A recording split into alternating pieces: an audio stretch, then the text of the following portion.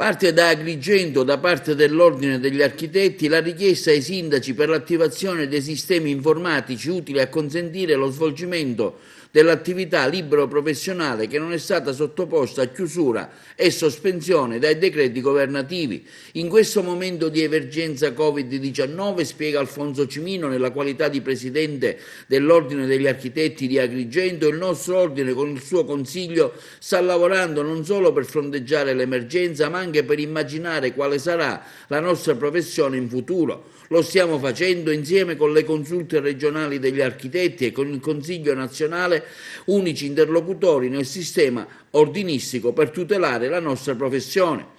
Desideriamo, continua Cimino, comprendere dunque come nella nostra provincia in questo periodo dobbiamo lavorare, essendo la nostra attività non menzionata dai decreti governativi per relativa sospensione e chiusura.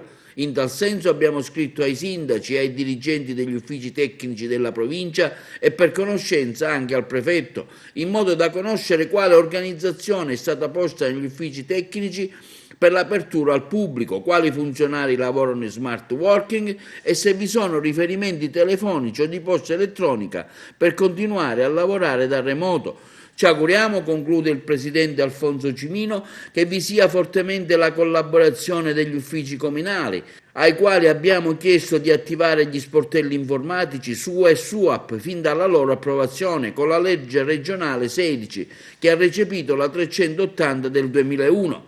Ciò nonostante, a tutt'oggi molti comuni non hanno proceduto. Oggi questi sistemi informatici sono importantissimi per svolgere e non fermare del tutto l'attività libero-professionale dei nostri colleghi architetti.